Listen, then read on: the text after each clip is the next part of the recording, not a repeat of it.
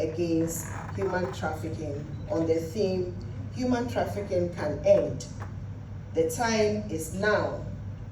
Blow the whistle on sports trafficking. This year's theme is especially relevant globally and in Ghana, as the world prepares for major international sporting events, including the upcoming FIFA World Cup. Greater attention is being paid to the risk of sports trafficking and the exploitation of young athletes and sporting talent.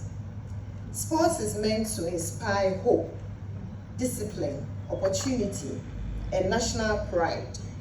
Across the world, millions of young people see sports as a pathway to education, professional success, economic advancement, and a better future. In Ghana, particularly, sports, especially football and athletics, continue to represent aspirations and opportunities for many young people and their families. Unfortunately, traffickers and exploiters are increasingly taking advantage of these dreams. Across many countries, criminal networks and unscrupulous individuals use false promises of sports contracts, scholarships, overseas trials, and recruitment opportunities to lure vulnerable young people into situations of exploitation, abuse, forced labor, irregular migration, and trafficking.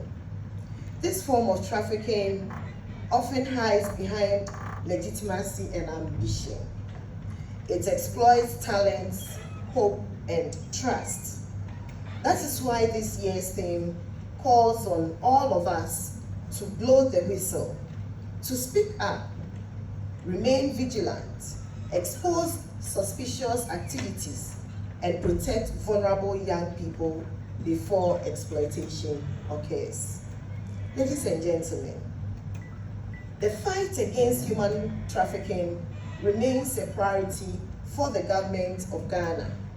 Over the years, Ghana has strengthened its legal and institutional response through the Human Trafficking Act 2005, Act 694, as amended by the Human Trafficking Amendment Act 2009, Act 784, alongside related provisions within our criminal justice, child protection, and cybercrime frameworks.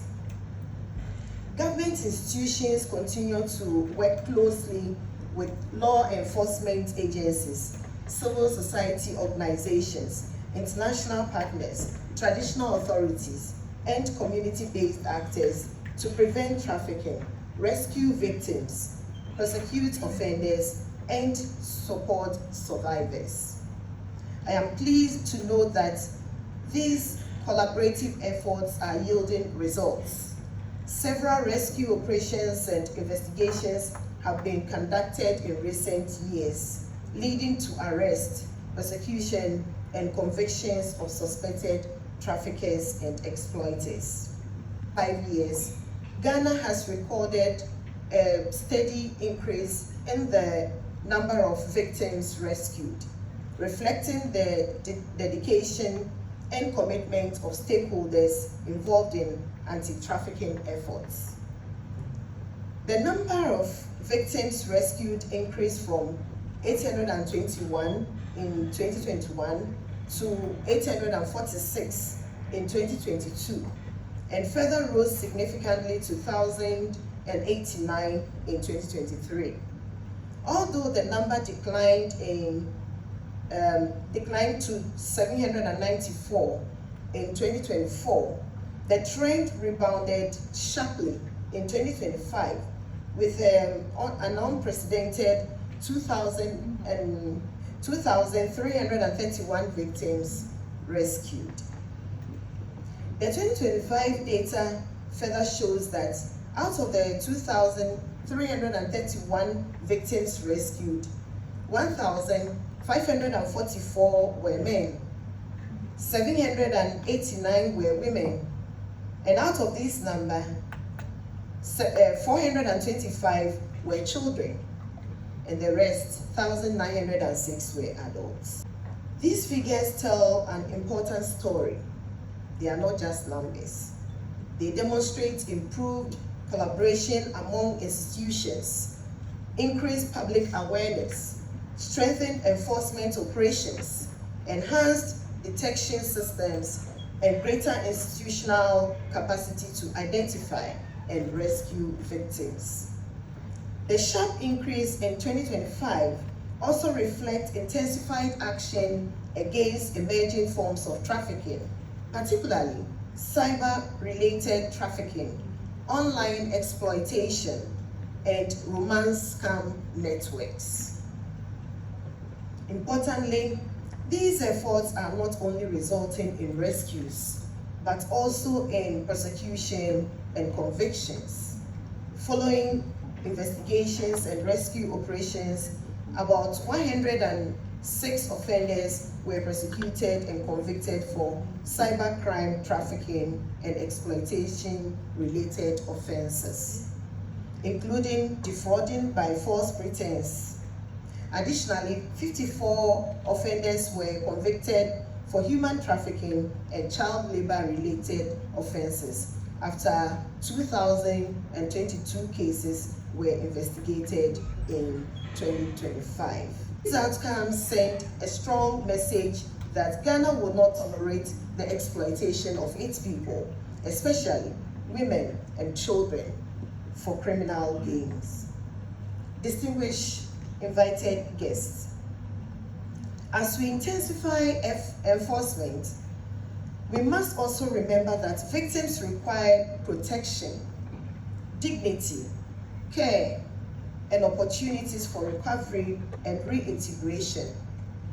Ghana continues to strengthen victim support services through shelter support, psychosocial care, counseling, family tracing, reintegration assistance, and referrals to relevant social protection services.